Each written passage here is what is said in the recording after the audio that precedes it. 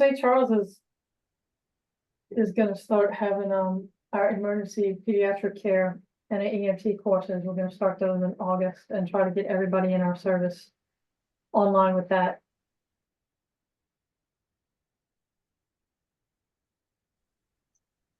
Lauren, that's the PEC course you're talking about. I think NAMT does that. Is that right? Yeah, that's an NAEMT PECC. Yes. Okay, got Yeah, PECC course. Okay, great.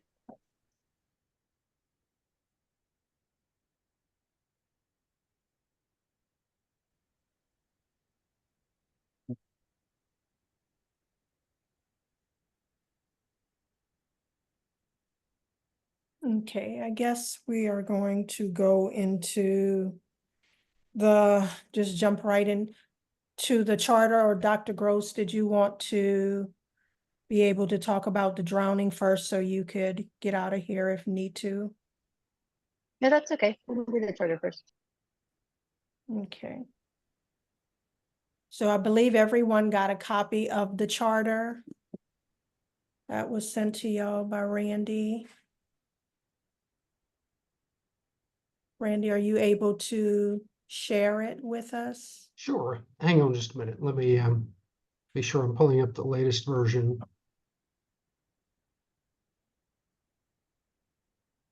I'm not sure when he sent that out last, but I have all my emails and I don't see anything with an attachment on it. Lauren, give me your, and you got this, so I know I have the correct one, but give it to Yeah. me right now and I'm going to send it. Give me your email address just to be sure. I'll put it in the comments. Thank you. So Randy, the one you sent out today at 9 o'clock, that's the latest one? Yes, that is the latest one. Okay. And it basically reflects everything that we've seen previously, cleaned up some language in terms of, in some places we were calling it the PEC team.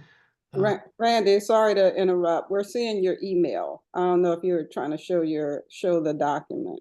Oh, well, that's not what I'm trying to share. So hang on just a minute. Okay.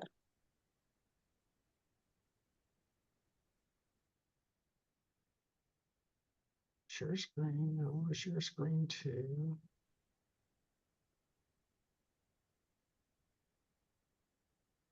You got it.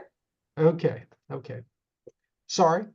So the main things that are different between the first, the second, and the third versions, again, mostly nomenclature, but more than anything else, there was a question about meetings, meeting frequency and activities are here under meeting facilitations. As far as structure goes, basically 4 positions, a chair, a vice chair, a secretary, and then once there's a past chair, that becomes the 4th role. Adoption of this would be July the 1st. And the point is to, again, create somewhat of a self-organized consortium of PECs around the state that you all basically own and operate your own system. We'll certainly continue to be a part of this actively every month. And then as far as, but again, the aim is to continue to transition the operation of the PEC operations to the PECs and EMS agencies.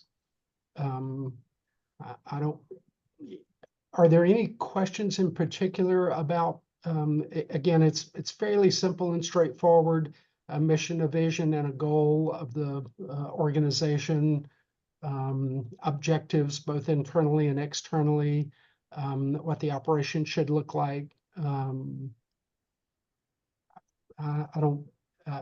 know you've seen it multiple times. And this is the clean copy, but certainly if you have questions now, I would be glad to answer them.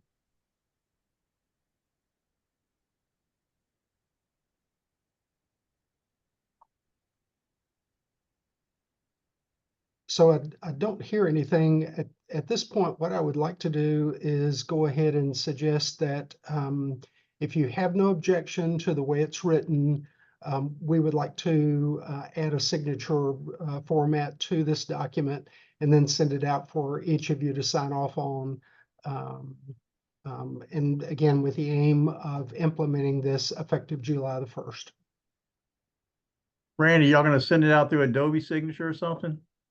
We're gonna send it out through DocuSign. So one of the things I'd like to do is verify email addresses, and so we're gonna go back and look at the email addresses we have, and we'll likely send out a cover email with the document, letting you guys know that it will be coming out with DocuSign. I just want to ensure that we have correct email addresses for folks, and that there's been no change in roles for some of the people we have on the list.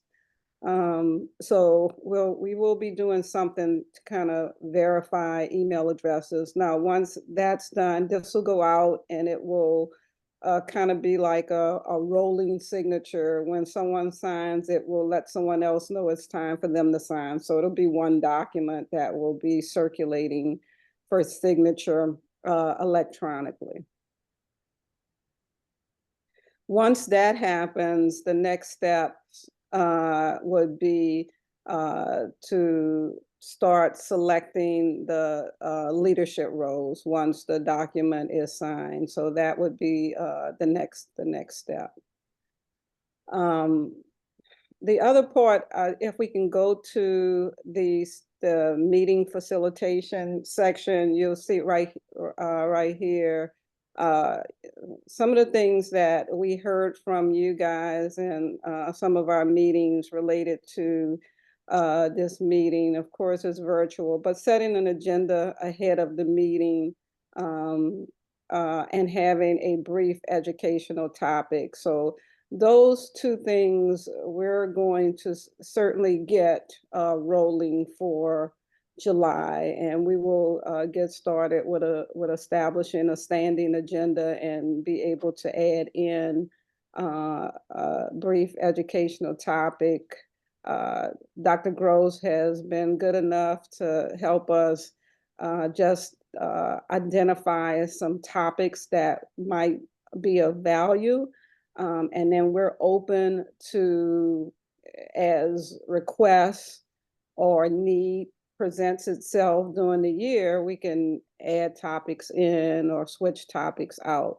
But we wanted to have an idea of what those topics might be. So we can share that list of topics that Dr. Groves helped us come up with, and see if you guys have any feedback or any other recommendations that you'd like to add to that list as well.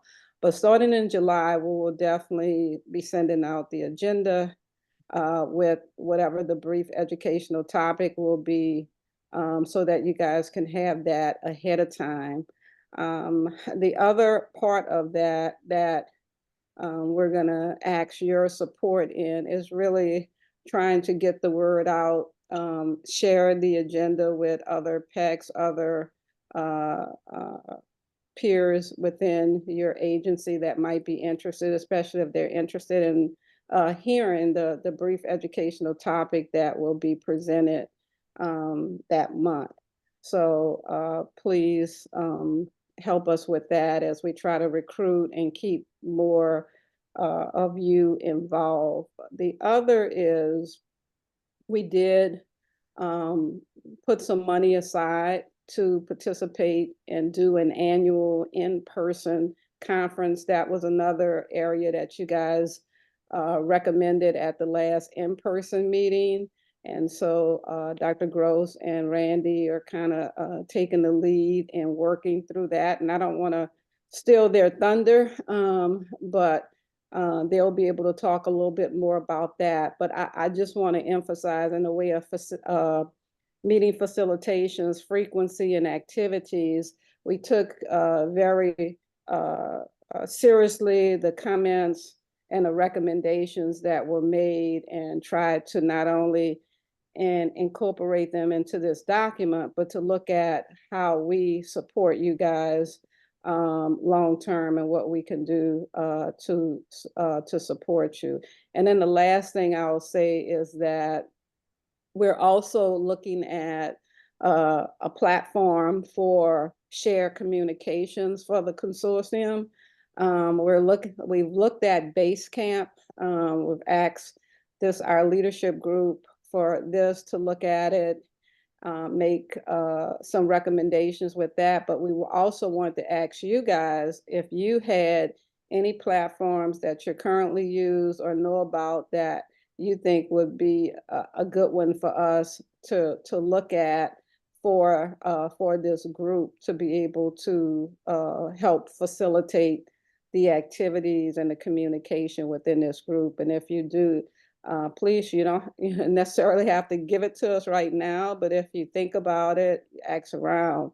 Please shoot an email to Cindy, and we'll get that on our list to look at. But that's one of our goals this year, as we said, is to develop a platform for this consortium to be able to communicate, post documents, and things like, and chat across and share information across. So I think since we were doing the charter, I thought it was a good time to bring that up as we try to not only incorporate your comments into this charter, but into future planning as we move forward.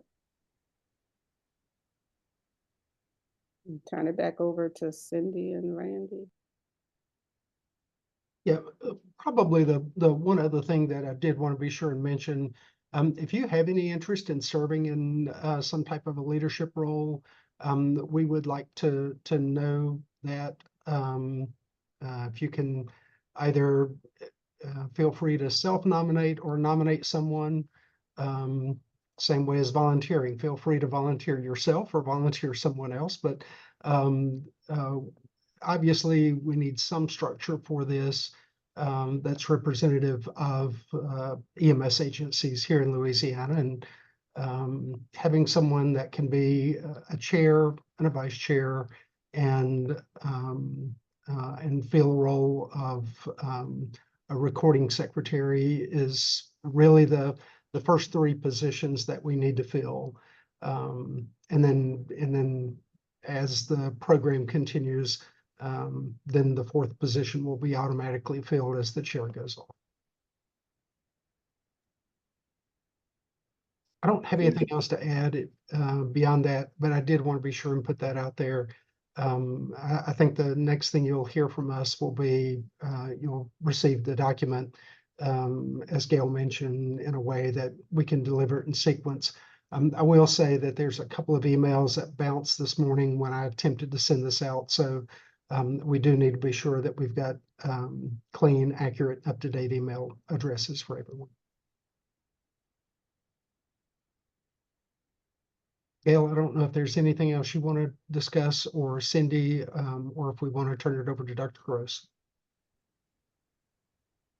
Nothing else for me to add. I agree with you. Anyone who's interested, want to nominate themselves or someone else, please get that information back to us and let us know. And if it's someone else or if it's you, we'll circle back to you or the person who's nominated and see if it's something that they're interested in. And again, just emphasizing, we're not going anywhere. We're going to be here supporting you and walking with you through this process. So nobody's going to be out there doing this by themselves. Same, nothing from me. I see Lauren didn't get it, so I sent it to her. okay, thanks. I was just looking through the chat.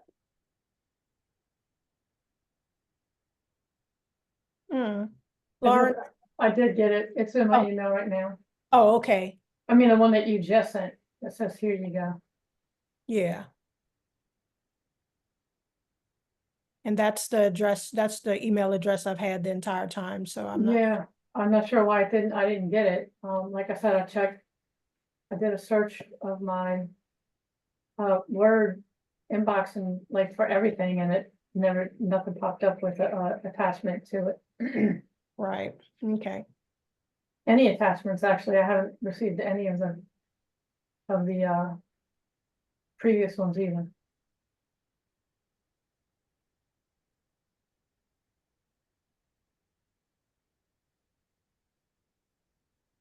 I'll double check on that in that particular email. I got the latest one, that's all I need. Oh, no, I did get one on 3/18.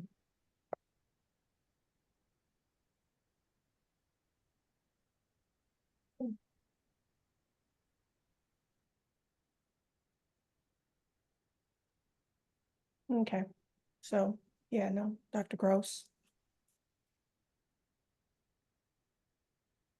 All right, I need to go ahead.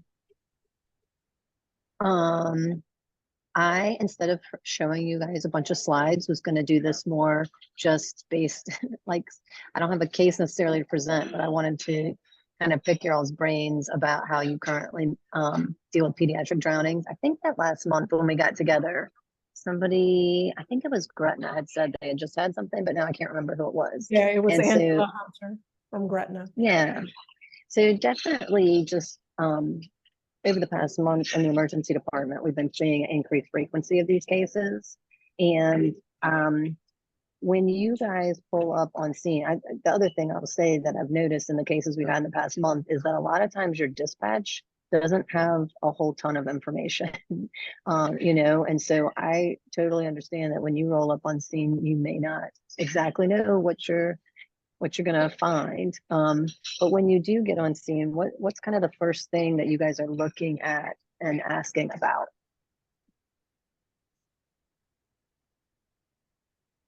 Oh, sorry, go ahead. I was just gonna say, it's a lot of times, it's really not dispatch's fault. I'm sure you're gonna have a hysterical No. parent on the other end of the phone. You don't know what you're walking up to, and a lot of times you gotta get there to find out exactly what's going on. I mean, sometimes the callers just, medical's needed at this address. Sometimes dispatch will send the police officers first if they can't get enough information, and then they're the ones who request this, so there's a delay in that too. But it all depends on the caller. I mean, I used to work dispatch Mhm. part-time, just, to make extra money, and a lot of it has to do with the information you get when the person calls. Mhm. Mhm.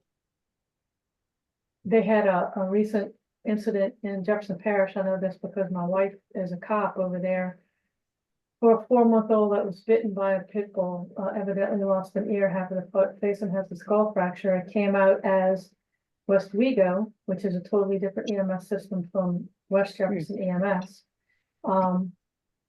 They called back several times to verify with the family that it was West Wego, and they're like, that's what's written on my driver's license, but it was in Bridge City, which is technically the zip code of West Wego. So, like I said, dispatch can only work with what dispatch is given. Mhm. Mhm. Yeah, I think that one of the recent cases, the drowning cases, it was similar that, they expected to find, I think, a patient like either in a pool or near a pool, and they were already upstairs in an apartment or something, you know what I mean? So yeah, it can be very hectic just the minute that you get there. So what's your all's thoughts about like your first on the scene size up? Well, typically for me at least, I try to get age of the patient as quickly as possible. And so it's one of those things where, again, just like Lauren was saying, a lot of the information is not readily available, depending on certain circumstances. But that is like if there are firefighters or police, it's one of the first things. Like, what's the age? What's the age? And then on top of that, exactly, do we know a downtime? Do we know, is this something that we still have to recover? Is it recovery versus a rescue? But age is extremely important, in my opinion. And then followed by the amount of downtime in the water. Mm-hmm. And are you using that age as the real important piece of information because you're basing weight off of the age? Or what's going through your mind when you're asking about the age? Yeah, I know we're big proponent of hands heavy A lot of us use, a lot of systems use hand heavy. And so it's just, it's almost psychological as well. You want to get as much information as you can going in, putting those things in the hand heavy. If you are working a cardiac arrest, it's going to be important for your epinephrine dosages, things of that sort. Your tube sizes, everything is all available in hand heavy. And so it just takes the guesswork out of an extremely intense and fluid situation. Got it. Great. Any other initial thoughts?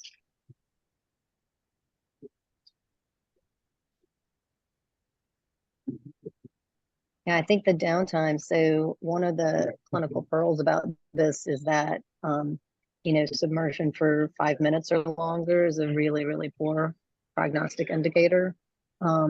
Between 0 and 5 minutes, I don't think it's necessarily a linear predictor, but you can anticipate if you do get that on the dispatch call that it's been more than 5 minutes, you should expect that probably CPR is going to be ongoing when you get there or needed shortly thereafter.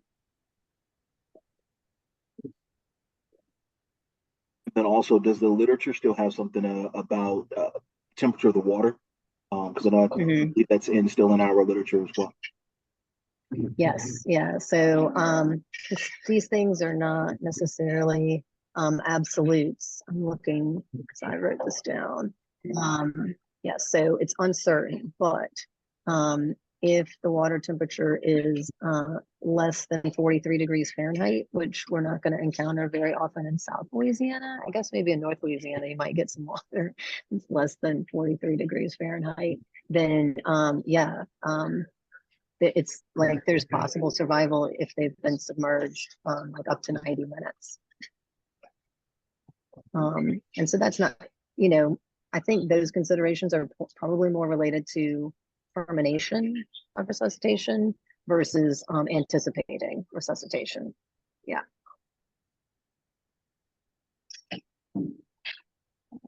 3 questions. Oh, these are your questions, Randy, when you would pull up on scene.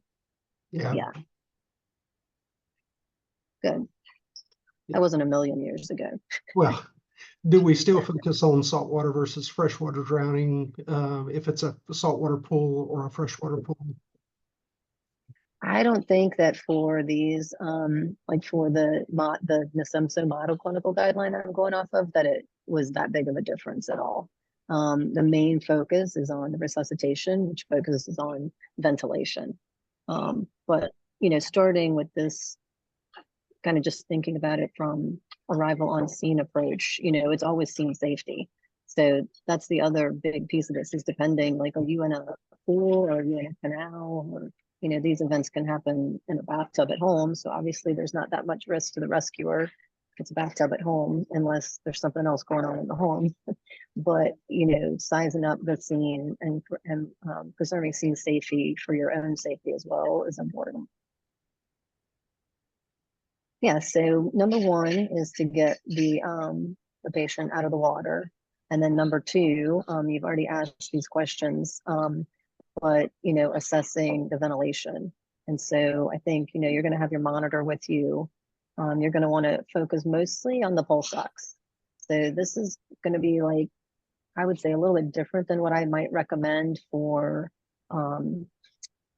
seizures or head injury, where the end tidal CO2 can be really helpful. I think for drowning, you're going to really focus on that oxygen. And probably it doesn't matter what the oxygen reading you get is, you're going to be putting on empiric oxygen, and then you can always dial it down once you start transporting. But the oxygenation, again, is not really going to ventilate the lungs, and the focus is on ventilation. So what would you guys, I guess, indications for doing something more than just nasal cannula or simple or non-rebreather mask? What are you guys looking at?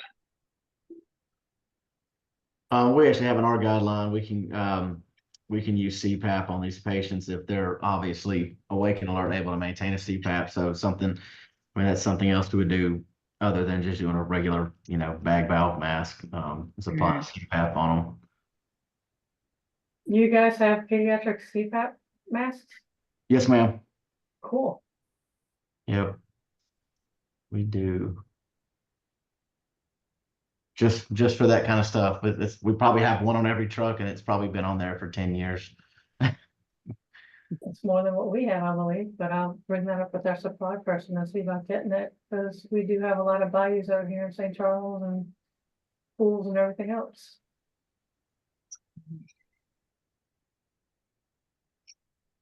Yeah, so that's great. On your primary survey, you're going to want to look at their work of breathing and take a listen to the lungs to see if, as their chest walls moving up and down, are they actually moving air in and out of their lungs? And, any consideration that that's not going well, you would want to manage that aggressively. So bag valve mask until the patient is basically slapping it away from them. And then that maybe you can get away with just oxygen.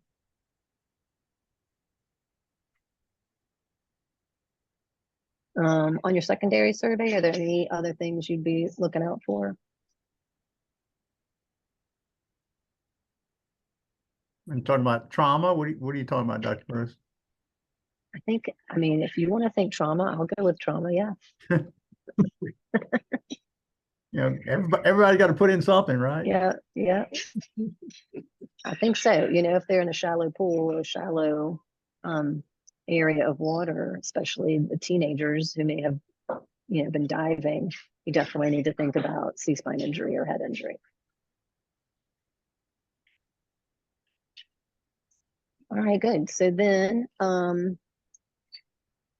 you guys would then follow your airway management guidelines. So like Brent, you guys would use CPAP. I think not every agency would use pediatric CPAP. You could use bag valve mask. You could do whatever is in your airway management. And of course, if you're in like an arrest situation, you're following the CPR guideline. But as you're transporting, I think there are some transport considerations, and that's why we go over what really are the prognostic indicators for, poor versus good prognosis. The other thing to keep in mind with transport decisions is that all of these patients are probably going to need to be observed for a number of hours. There is some ongoing research about like a submersion score, severity score that would tell an emergency department how many hours potentially to observe. But right now, pretty much 6 hours is what people are comfortable with. And that's with any duration of submersion under the water. So how many of you guys are in a region where you have multiple choices for where to take pediatric patients? Yeah, like I know not everybody is, but if you do have choices about where to take patients, what would guide your decision to drive a little bit further to like a pediatric ready facility or a facility that admits pediatric patients? So for us, the dilemma is the Causeway Bridge, right? We don't want to get stuck on the bridge. We don't want to get in a wreck on the bridge. So it really limits us. We really going to have to think hard before we get on that bridge with this critical pediatric patient. Yeah. And I guess that's one of the questions I was kind of driving at is what would you consider, like, what would differentiate you from saying this is a critical patient versus not critical patient, but still is going to need to be observed for 6 hours? But anything of that nature for us, we're going to evaluate, do we need to go to the closest facility and then have some other safer transport of patient stabilized so we don't get caught on the bridge with that critical patient? Right. And I know that's not the decision most people like, but we've had too many incidents on that bridge where we get stuck, and it's not a good deal, Yeah. So we pretty much anybody critical for us is going to go to the nearest facility, and then we'll find another way to get them after they're stabilized. And is that critical, would you say, if they're receiving oxygen or they're receiving assisted ventilation? Or okay. Yeah, assisting ventilation or some type of drowning or something like that. We want to make sure the patient was stabilized before we decide to make that decision to go across the bridge. At least consult with the doctor, check conditions on the bridge, get with Causeway PD, etc. And I don't want to use the out of it's just too easy to go to the nearest facility, but just having that support to make sure we're making the right decisions. We don't want to lose the airway on the bridge either. Right. That's probably the only thing that would stop us from going to a further facility is the airway issue. We bypass St. Charles Hospital, which is the closest to everything out here, all the time. Or we call flight and have them come pick up our critical whatever, adult, pediatric, no matter what, we call flight and have them come pick them up. And they have to go to charity or children's pediatric trauma, they take them there, so. Yeah, the only thing we would stop for would be an airway. Yeah. So the inability to oxygenate or ventilate, I Right. think. And then again, and inability. that stop wouldn't be a long stop. It's not like we'd be stopping and admitting them, we'd be stopping, letting the doctor fix what he has to fix and then taking back off again. So that there's less delay. We don't have to worry about the registration. We don't have to just get it fixed and let us get them out. But like I said, we call flight for those too, and they land in 15 minutes usually. Got it. We Yes, would just, we try to rendezvous at Lakeview too, Dr. Gross. I'm sorry. oh, you're good. I was saying, we're just gonna take them to LSU, the trauma center, as far as what we do. If we need an airway, we have RSI on the truck. So our protocol, I'm just kind of looking at it while we're talking about it, is basically if the CPAP's not working or they start declining, then we'll go ahead and DSI them. And then we're gonna take them to the trauma center, which is not too far from where we're at. But I know a lot of people don't have that capability. Yeah, and here in New Orleans, we have a couple of different options with Oshner Main Campus, Children's, and WestJet. And so whether we're on the West Bank or a little bit closer to Oshner, Children's actually is typically one of the farthest hospitals from, I guess, where we would have most of our drownings, which are like New Orleans East. So it takes a little while to get to Children's. We try to just teach our people we have critical patients, but there's not really too many other reasons. I know Lauren was saying about airway complications, and that would be the most typical reason why we would stop. We try to train our people to be as comfortable as possible with those pediatric patients, but can't ventilate, can't intubate. Of course, we're talking about crikes, but it would be a can't intubate, can't oxygenate type situation where we stop at a hospital that's not pediatric ready. Yeah.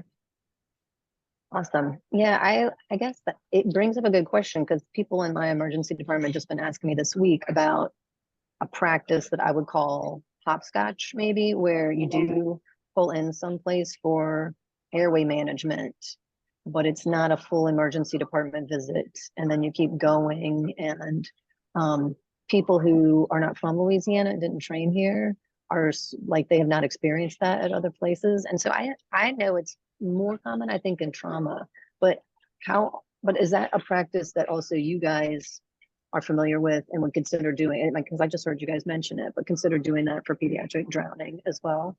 So we have done that several times until the trauma program advanced. And as the trauma program advanced, we found beneficial to utilize that resource. We've hopscotched for quite a few years. Okay. Yeah. So we've even had a interstate crash where we had to bring a critical patient to UMC, but we had to go around through Slidell, and we had to stop at Slidell to get the airway because we were losing the airway. So we've hopscotched a good bit. It's not always a fun scenario for us. Right. Okay. Yeah, I think it's something I need to educate our emergency department providers on more, because they're on the radio and they're sort of like, I don't understand what's happening. Like, if you stopped at a hospital, why are you not staying at that other place? And I think for our freestanding ER in Metairie, that's something that they're not familiar with either. And I don't think we've been asked to do it, but I do think recently, with a couple of drowning cases, that's probably what the role of that place would have been, if an airway was needed. So the other scenarios, it took a lot of work to get all the doctors to communicate in the parish to let them know what we're doing. So Learn came in, helped us facilitate the hopscotch component. Everybody got on board. It's we walked away from it a good bit, something that we'd have to talk about for sure. Yeah, and I think that's been sort of our messaging to like Jefferson Parish EMS, and you, Lauren, too, St. Charles Parish EMS. Like, that freestanding ER is not a hospital. And so anybody who needs the definitive care of a hospital, best, best case scenarios that the patient goes to that place initially, but I do want to continue this conversation with you guys, into the future about practices like that, because that's one of the things this PECC consortium can do is help liaise with hospitals, and make sure, like you were just saying, Vince, that those ED physicians are on the same page and expecting stuff like that, if that's what we're going to do. Yeah, we found it a lot better to find out where the helicopter is and meet the helicopter at the hospital. And the Got it. docs seem to be a Yeah. lot more on board with that than doing a hopscotch right now, at least for us. Yeah, no, I think that makes sense, because I know that's like one of the limitations in Metairie. You can't land the helicopter there. So if somebody drops somebody off, we got to wait for somebody else to come get them. Right. So I feel that for Mandeville, hopscotch is a little different. There's Yeah. only one hospital. We're going away from the bridge to get there and then going back across the bridge. Yeah. It's really the traffic component. If we have to go through Slidell, it's just a lot better just to call the helicopter and meet them at the ER. Yeah. Again, then the patient's at the ER and they have to go through a Mhm. process at that point, a transfer process, right? Unless Correct. we just bypass the ER completely and have the helicopter meet us at the Got it. hospital. Yep. It Mhm. gives the medics two options. If patient is stabilizing, they can put them directly on a helicopter. Patient's not stabilizing, we can get them in the ER. So it has a lot of comfort zone there. Yeah. Maybe Yeah. a little bit too much comfort zone.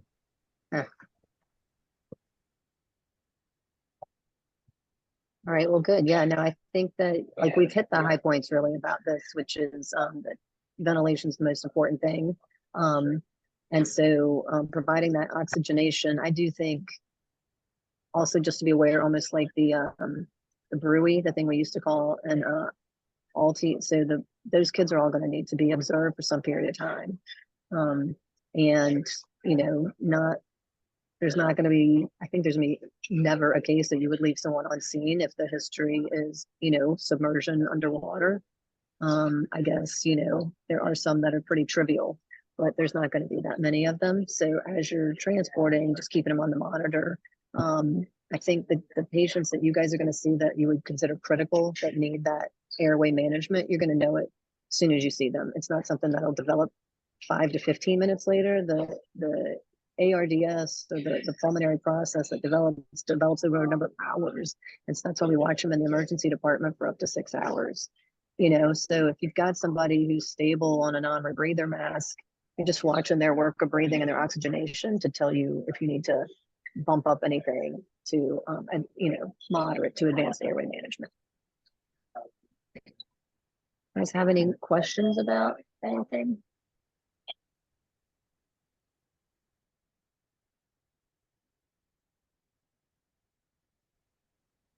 Well, I will say the brewery component is something I feel a lot medics need some work on. Yeah. I'm just going to leave it there. All right, I'm gonna mark it down for future topic.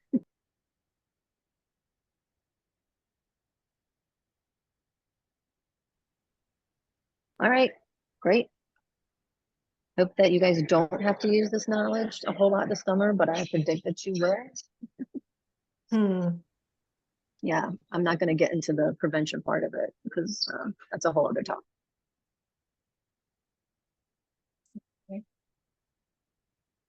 Okay, then. See. Two last things I'd like to mention. So we talked about a conference aligning with a conference. The LCMC Trauma Conference will be December the 5th, I believe, and we're right now I would tentatively plan on something pediatric related on December the 4th.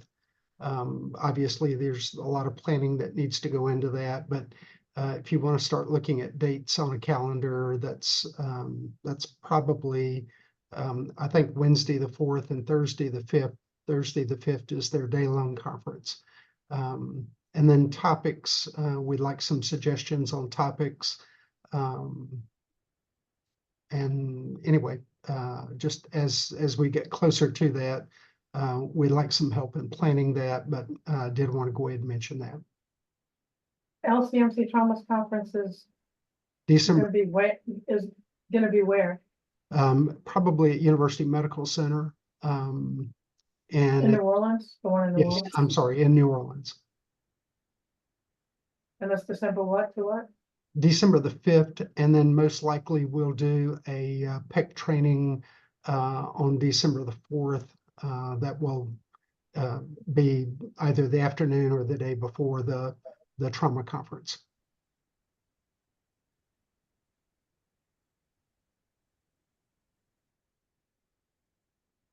Yes, sir, would you happen to have the times for the trauma symposium? I'm just adding it to my calendar. I don't. All I know right now is a date, and that's a date that they're using to plan with. And the main thing that we asked was, last year we did PEC training at the land ramp conference. This year we wanted to do something in another part of the state, and so finding the LCMC conference was what that solution seemed to be.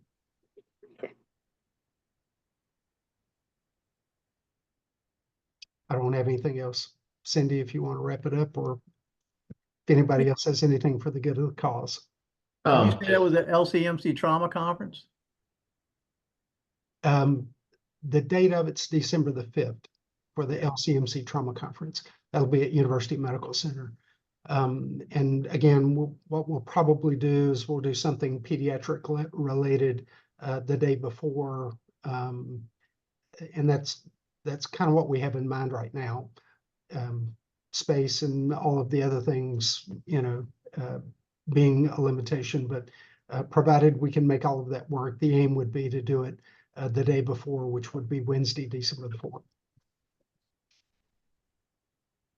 And I know you wasn't a part of, but at the land ramp conference, that's what we did before pre-conference, we had a day where it was just pediatric material that was taught on the day before the conference actually started. So this would kind of be the same thing.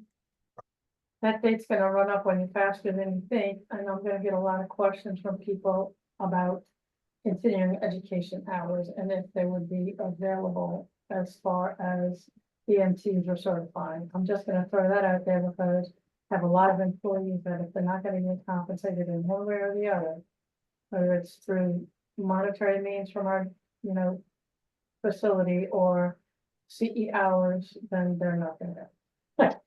It's just unfortunately the way that it is. Well, that's why we were thinking about it towards the end of the year or the beginning, because a lot of people are going to be starting to recertify at that time as well. So this would be an opportunity for them to get that component in, even though I know a lot of things have changed when it comes to recertifying. So I think it would satisfy the pediatric portion of the recertification process for paramedics. Absolutely. Yes. And so that's going to be the biggest thing. So I guess we'll see as it goes a little further, but yeah, we're 5 months out is what it is. And that time is going to pass by before we know it. So as we continue to get information, we'll keep you guys updated on it and let you know. And like Tony or Randy had said, or we really would like to know if there is any specifics that topics that you guys would like to see put on over there. And that is it for today. Like the end of July, we'll be meeting back. We'll really this time try to get a agenda out with some kind of education on there as well. So, and see if we could try to get more people to come onto this meeting. We're still in the, we're going to be in the last month of the survey. The PPRP survey is still going on. And I know New Orleans was the first one to finish theirs. It was just like within hours. So So that's something that we're working on right now, and we'll see you guys next month. Bye, everyone. Good. See you later. Thank you. Hey Cindy, that survey was sent to the directors?